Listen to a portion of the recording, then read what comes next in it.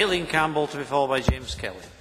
Thank you, Deputy Presiding Officer. This time next year, the Year of Homecoming will be drawing to its official close on St Andrew's Day 2009. And this time in 2 years, I hope the Treaty of Union will also be drawn to a close, as the First Minister has stated his ambition for an independence referendum to take place around St Andrew's Day in 2010.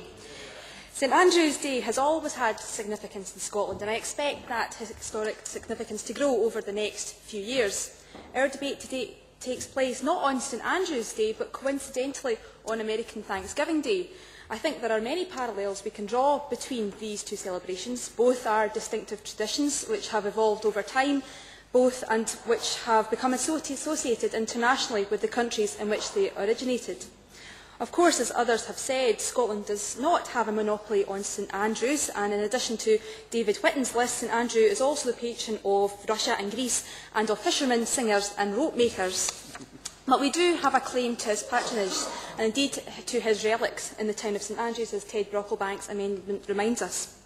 St Andrews and the flag of St Andrew have become key symbols of Scotland and what it stands for. Again, I think we can draw on the American Thanksgiving tradition of celebrating cultural diversity and the common humanity that draws us together. And I'm proud that Scotland's egalitarian traditions find expression in such days of national celebration. And just as the American holiday season begins with Thanksgiving and ends at New Year, so Scotland's own winter festival increasingly is seen as starting with St Andrew's Day and ending with Burns Night. These are two engines on which so much that Scotland has to offer the wider world can hang on. And I've already touched on one way that this will happen with the 2009 Year of Homecoming. This initiative of the Scottish Government promotes a welcoming image of modern, inclusive Scotland that invites everyone with an affinity to our country to come home, whether they see Scotland as an ancestral home or simply a spiritual home, and share in the enjoyment of our culture, heritage and environment. Of course, the Year of Homecoming and our national days, St Andrew's Day and Burns Night, with Hogmanay resting in between, are not simply about a feel-good factor. There is a clear economic and social benefit to making the most of these opportunities. The global marketing and unique series of events associated with Homecoming Year are going to help provide a significant boost to our tourist industry, as others have mentioned, during these tough economic times. Interestingly, Wendy Alexander's paper, Change is What We Do, talked of people aspiring to 2 foreign holidays a year, as well as a second home and car ownership. Perhaps this is how Labour think people will spend their way out of the recession. Perhaps, however, the option of holidaying at home will become more attractive and economically beneficial for Scotland. And I hope the Year of Homecoming will inspire many people in Scotland perhaps to stay at home for their holiday next year and to take part in one of the whole range of special events that are planned, or just simply to enjoy what a multiform and vast Scotland has to offer. And the pupils of Larkhall Academy, as the Minister said, are doing their bit to promote a positive image of Scotland with their Unite Scotland campaign.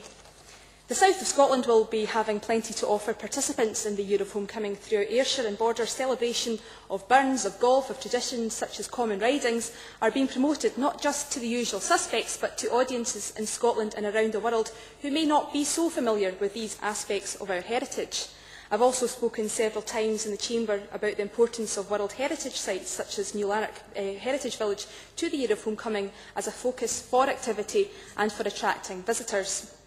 So St Andrew's Day, along with Burns Night, acts as that hinge for many of the opportunities we have for promoting Scotland and celebrating our diverse culture and heritage. This debate, as others have also mentioned, gives us the opportunity to think about how we can build on the potential of our national day. Now, I welcome the Scottish Government's moves to formalise the day as a holiday for its staff and to encourage more employers across the country to offer the day as a holiday. With St Andrew's Day itself falling on Sunday, this offers families and workers across the country the opportunity to have an extra long weekend, and I hope that many people will be able to take advantage of this. Unfortunately, though, as I think Christine Graham said, this Parliament still does not have the power to do something as simple as institute St Andrew's Day as a full public holiday to which everyone has a legal entitlement. Scotland already has a different schedule of public holidays from the rest of the UK, despite attempts of UK ministers earlier this year to promote a Britishness Day on a public holiday that doesn't exist in Scotland. But we also still have the lowest number of public holidays in Europe. That's perhaps one way where St Andrew's Day differs from American Thanksgiving. Our friends in the USA are enjoying a well-earned rest and a day off work, even the stock exchange is closed. Yet here in Scotland, unionist politicians stand in the way of giving this Parliament the power to give our population an extra holiday as the winter draws in. And indeed, despite some folk proclaiming to be Democrats, they still refuse to accept the democratic right of the people to choose independence as a route forward for Scotland. That's why I hope that come St Andrew's Day in 2010, the people of Scotland will be in a position to reclaim that power for their government, and indeed all the powers that a normal independent country enjoys. Greenland has just taken a step closer to independence from Denmark in a democratic referendum. Even in these tough economic times, with a population of just 57,000, the people of Greenland have the confidence in their ability to play a bigger role on the world stage and manage their own affairs more directly. St Andrew's Day is already a popular chance to celebrate all that Scotland has to offer. I believe the work of this government to develop its potential is commendable and will make a lasting difference to the way we mark the day in the future. It's one of the hinges on which Scotland's cultural calendar rests, and I would like to wish all members in the Chamber and across Scotland the chance for a bit of a rest this weekend and a very happy St Andrew's Day.